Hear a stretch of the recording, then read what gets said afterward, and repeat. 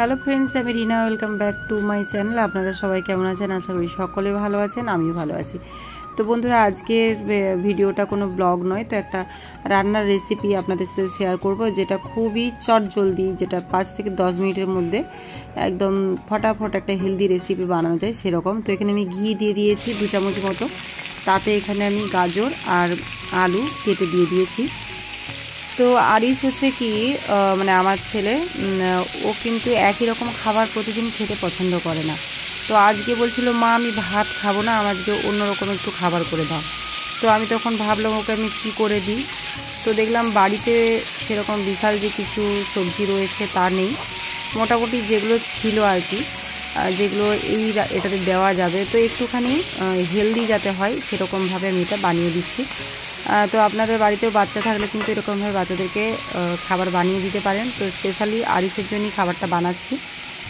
তো এখানে দেখুন এই ঘিটা দিয়েছিলাম, আর ঘিটা খুবই ভালো, 2 চামচ মতো দিয়েছিলাম। আপনারা চাইলে এটা সাদা তেলেও করতে পারেন, মানে রিফাইন অয়েলেও আপনারা এটা রান্নাটা করতে পারেন।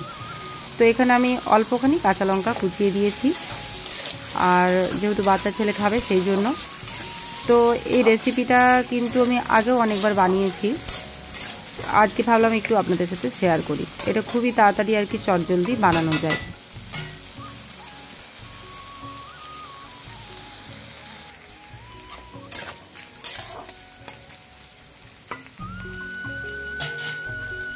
তো বন্ধুরা, এখানে আমি অল্প মটরশুঁটিও দিয়ে দিলাম।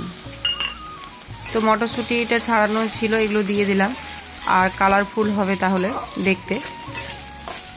তারপর এটাকে একটুখানি হালকা ভাজবো।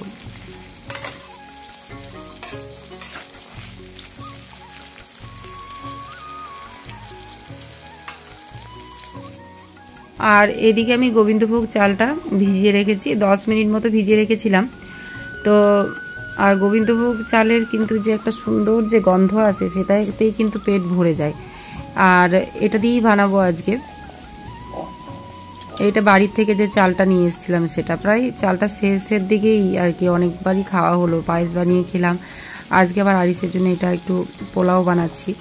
আর এখানে অল্প কিশমিশ দিয়ে দিলাম। আর আপনারা চাইলে এখানে ড্রাই ফ্রুট যে কোনো ধরনের দিতে পারেন। আর বাড়িতে যদি বাচ্চা থাকে, তো আমরা অনেক ধরনেরই খাবারের এক্সপেরিমেন্ট করে থাকি। তো বন্ধুরা, আমিও ঠিক সেরকমই করি, অনেক রকমের খাবার বানাতে থাকি, এটা সেটা দেখি যে কোনটা আরিসের ভালো লাগছে, সেটাই ওকে আবার মাঝে মাঝে বানিয়ে দিই। তো আজকের ভিডিওটা বানানোর কোনো আমার ইন্টেনশন ছিল না, তারপরে আমি ভাবলাম যদি আজকের আমার ভিডিওটা কারো কাজে আছে, সেই জন্যই আপনাদেরকে শেয়ার করলাম। তারপর এখানে গোবিন্দভোগ চালটা বন্ধুরা দিয়ে দিলাম। তো এরকমভাবে মাঝে মাঝে আমি বানিয়ে থাকি খাবার। আর বিশাল কিছু যে একটা দারুণ ভাবে সময় লাগে তা কিন্তু লাগে না বন্ধুরা, খুব তাড়াতাড়ি বানানো যায় এটা। আর আপনাদেরকে বলবো, আপনারাও কিন্তু এরকম বানিয়ে আপনারা নিজেরাও খেতে পারেন, আবার বাড়িতে বাচ্চা থাকলে কিন্তু তাদেরকেও দিতে পারেন, তারা খুবই হ্যাপি হবে। আর দেখুন এরকমভাবে একটুখানি এটাকে হালকা করে ভেজে নেব। এখনই দেখতে কত সুন্দর লাগছে বন্ধুরা, দেখুন।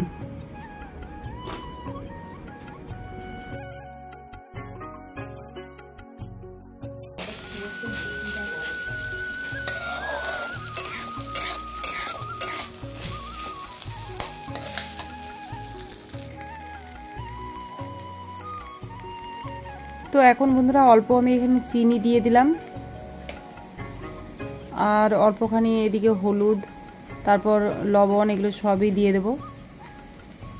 তো আপনারা যদি চান এখানে চিনিটা স্কিপও করতে পারেন, তাহলে এটা টেস্টটা মিষ্টি আসবে না। আমি হালকা মিষ্টি করছি, আর হালকা নোনতা, খেতে যাতে একটু অন্যরকম হয়। আর এখানে অল্প হলুদও দিয়ে দিলাম। তো বন্ধুরা, এখন হচ্ছে এরপর এই মশলাগুলোকে, এই হালকা যে নুন, হলুদ, চিনি দিলাম, সেগুলোকে মিক্স করে নেব।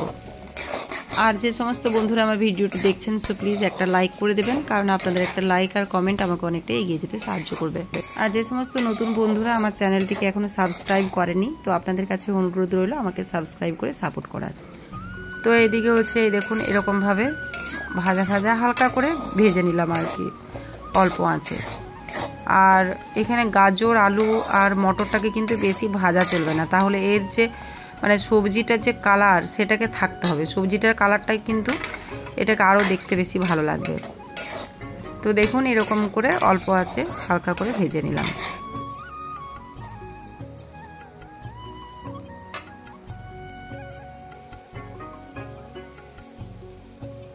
তো বন্ধুরা এরপর হচ্ছে জল দিয়ে দেব।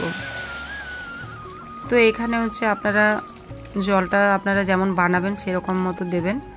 আমি এখানে জল দিয়ে দিলাম ওই ছোটো বাটি, এটা ক্যামেরাটাতে মনে হচ্ছে অনেকটা জল হয়, মোটামুটি ওই একটা মিডিয়াম সাইজের বাটি 2 বাটি দিলাম, বেশি কিন্তু জল দিইনি। আপনারা আপনাদের প্রয়োজন মতো জলটা দিয়ে দেবেন। তারপর এখানে হচ্ছে এরপর এটা আমি ঢাকা দিয়ে দেব। তো এটাকে খুব বেশিক্ষণ ঢাকা দেবেন না, আপনারা যেমন এটা সেদ্ধ করতে চান সেরকম করবেন। যেহেতু আরিশ হচ্ছে ছোট, একদম গোটা গোটা আমি রাখিনি, মোটামুটি একটুখানি সেদ্ধ বেশি করেছি। তো আপনারা চাইলে এটাকে কম সেদ্ধ করতে পারেন। তো আরিশ একদম চাল যেটা হয় না, যেটা আমরা বিরিয়ানির জন্য একদম শক্ত একটু ভাতটা বানাই, সেরকম আমি বানাইনি, যেহেতু আরিশ খাবে তো সেই জন্য। তো খেতে অসাধারণ হয়েছিল বন্ধুরা, আমিও খেয়েছিলাম অল্প। তো এরকমভাবে আপনারাও বাড়িতে বানান, কথা দিলাম দারুণ লাগবে। তো আজকের রেসিপি কেমন লাগলো আমাকে কমেন্টে জানাবেন। আর এতক্ষণ আমার সাথে থাকার জন্য অনেক ধন্যবাদ।